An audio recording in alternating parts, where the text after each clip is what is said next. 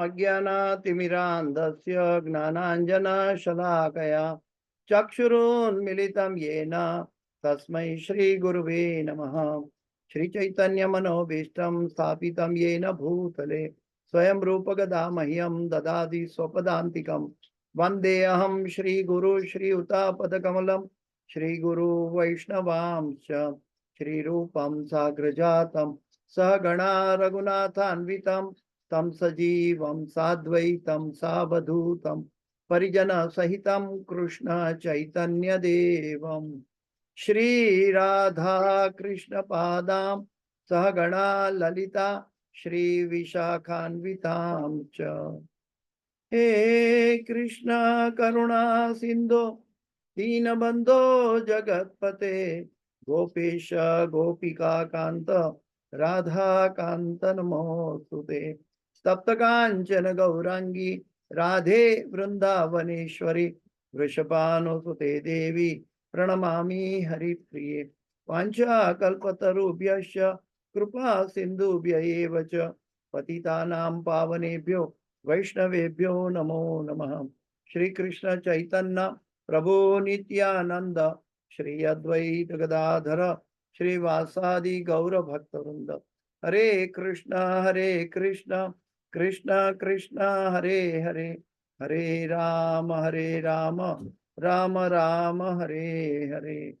जयतां सुरतो पंगो मम मंदमते गतिर मत्सर्वस्वपदाम्भोजो राधा मदन मोहनो। पंचतत्वात्मकं कृष्ण भक्तरूप स्वरूपकं भक्तावतार भक्ताख्यं नमामि भक्तशक्तिकं। गुरुवे गौरचंद्राय राधिकाय तदालये कृष्णाय कृष्ण भक्ताय तद्भक्ताय नमो नमः। नमः ओम विष्णुपदाय कृष्ण पृष्ठाय भूतले श्रीमदे जय पताका स्वामी इति नामिने नमः। आचार्य पदायिनी ताई कृपा प्रदायिने गौर कथा धामदाय नगर ग्राम तारिणे नमः। ओम विष्णुपदाय कृष्ण पृष्ठाय भूतले श्रीमदे भक्ति वेदांत स्वामी इति नामिने नमस्ते सरस्वती देवे गौरवाणी प्रचारणे निर्विशेष शून्यवादी पाश्चात्य दीक्षिता। जय श्री कृष्ण चैतन्य प्रभु नित्यानंद श्री अद्वैत गदाधर श्रीवासादि गौर भक्तवृंद। हरे कृष्ण कृष्ण कृष्ण हरे हरे हरे राम राम राम हरे। ओम नमो भगवते वासुदेवाय ओम नमो भगवते वासुदेवाय ओम नमो भगवते वासुदेवाय। नारायणं नमस्कृत्यं नरं चैव नरोत्तमं देवीं सरस्वतीं व्यासं ततो जयं मुदीरयेत्। नष्टप्रायेषु अभद्रेषु नित्यं भागवत सेवया भगवते उत्तम श्लोके भक्तिर्भवति नैष्ठकी। तो जो शेष रह गया है नवधा भक्ति का प्रहलाद महाराज का उपदेश 7वें स्कंद का 5वां अध्याय का 23 और 24वां श्लोक और ये तीसरा और आखिरी पार्ट मैं प्रभुपाद जी के तात्पर्य से पढ़ना चाहूंगा, लेकिन इसके पूर्व हम श्लोक को रिसाइट करेंगे। श्री प्रहलाद उवाच श्रवणं कीर्तनं विष्णु स्मरणं पाद सेवनम अर्चनं वंदनं दास्यं साख्यम आत्मनिवेदनम इति पुंसार्पिता विष्णु भक्तिश्चेन्नवलक्षण क्रियेत भगवत्यद्धा तन्मयेधितम उत्तमम। अनुवाद।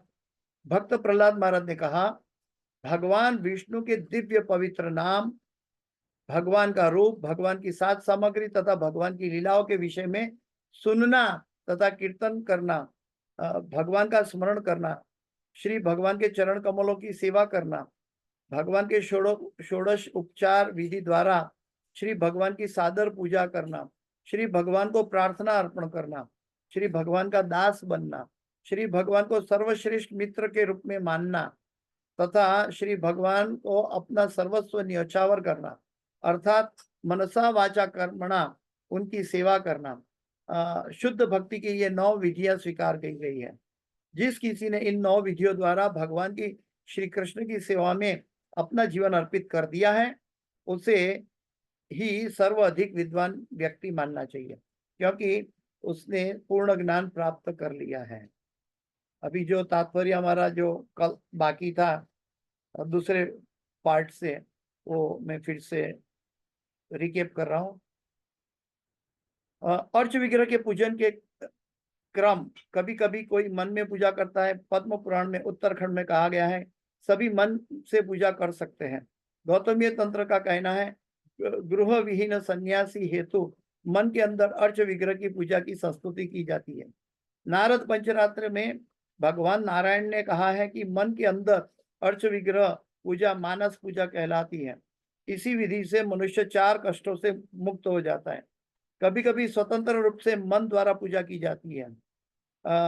श्रीमद् भागवत के कथन अनुसार 9 योगेंद्रों में से एक अविहोत्र मुनि के आदेश अनुसार सभी मंत्रों का उच्चारण करके अर्च विग्रह की पूजा की जा सकती है। शास्त्रों में 8 प्रकार के विग्रहों का उल्लेख है और मानस विग्रह उनमें से एक है। मणिमही मनोमही लेप्य जो उद्धव जी को उपदेश दिया था भगवान ने जब अपने धाम में वापस जा रहे थे, तभी उद्धव जी को ये उपदेश दिया था। उसमें 8 विग्रहों में पूजा करने का आदेश भगवान ने दिया था। उसमें से एक मानसिक पूजा है। मानस विग्रह उनमें से एक है। इस प्रसंग में ब्रह्म वैवर्त पुराण का निम्नलिखित वर्णन दिया गया है। बहुत पूर्व में अभी हम लोग जो कल पीछे दूसरे भाग से छूटा वही कंटिन्यू कर रहे हैं। बहुत पूर्व में प्रतिष्ठानपुर में एक ब्राह्मण रहता था जो अत्यंत गरीब किंतु अबोध था, पर वह असंतुष्ट नहीं था। एक दिन ब्राह्मणों की एक सभा में उसने एक वार्तालाप सुना जो मंदिर में अर्च विग्रह पूजन के विषय में था। उसी सभा में उसने यह भी सुना कि अर्च विग्रह की पूजा मन से भी की जा सकती है। इस घटना के पश्चात वह ब्राह्मण गोदावरी नदी के स्नान करके मन में अर्च विग्रह का पूजन करने लगा। वो अपने मन में ही स्थित मंदिर धोता था।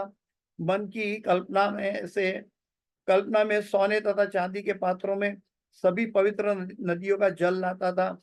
उसने पूजा की समस्त अमूल्य सामग्री एकत्र कर ली और विग्रह को स्नान कराने से लेकर आरती करने तक विग्रह की अत्यंत भव्य पूजा की। इस प्रकार उसे महान सुख प्राप्त हुआ। जब इस प्रकार कई वर्ष बीत गए तो उसने अपने मन में अर्च विग्रह पूजा हेतु घी के साथ खीर तैयार की। उसने एक सुनहरे पात्र में खीर रखी और भगवान श्री कृष्ण को भेंट कर दी, परंतु उसे लगा कि खीर बहुत गर्म है, अतएव उसने अपनी उंगली से उसे छू लिया। उसे तुरंत लगा कि उसकी उंगली गर्म खीर से जल गई है, अतएव वह पछताने लगा।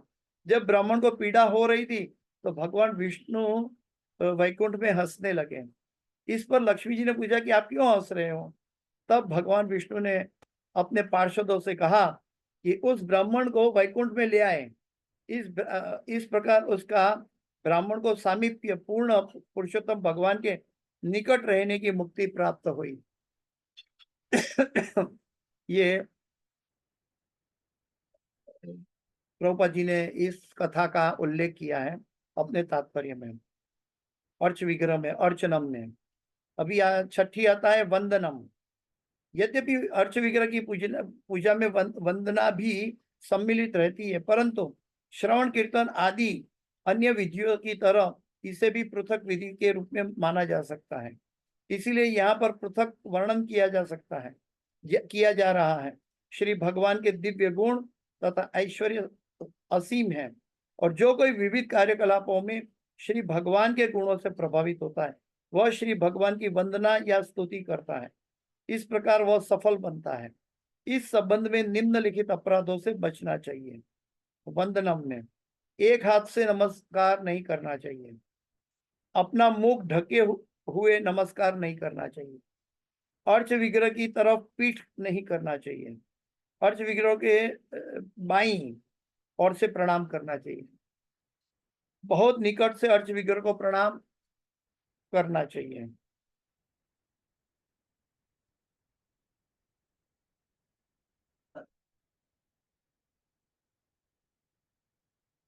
वह श्री भगवान की वंदना स्तुति कर, इस प्रकार वह सफल बनता है। इस संबंध में निम्नलिखित अपराधों से बचना चाहिए।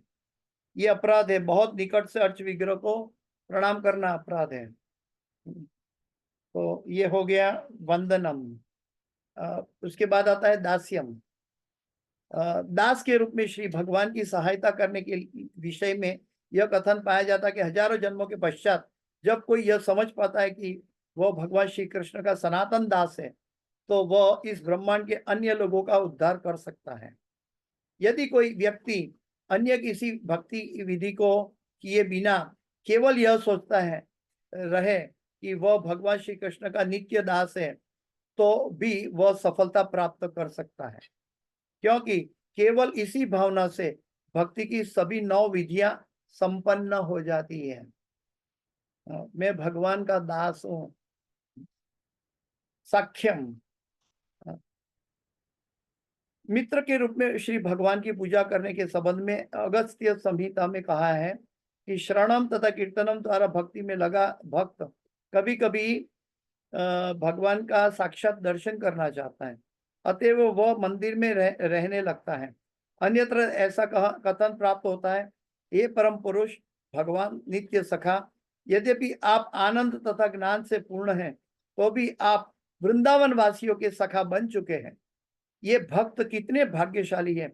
इस कथन में सखा शब्द प्रगाढ़ प्रेम का सूचक है, इसीलिए सख्य दास्य से श्रेष्ठ है। दास्य रस में श्रेष्ठ अवस्था में भक्त पूर्ण पुरुषोत्तम भगवान के सखा मित्र रूप में स्वीकार करता है। यह आश्चर्यजनक नहीं है, क्योंकि जब भक्त हृदय से शुद्ध होता है तो श्री भगवान के स्वतः स्फूर्त प्रेम के प्रकट होते ही उसका अर्च विग्रह पूजन घट जाता है। यह आश्चर्यजनक नहीं है, क्योंकि जब भक्त हृदय से शुद्ध होता है तो श्री भगवान के स्वतः स्फूर्त प्रेम के प्रकट होते ही उसका अर्च विग्रह पूजन घट जाता है।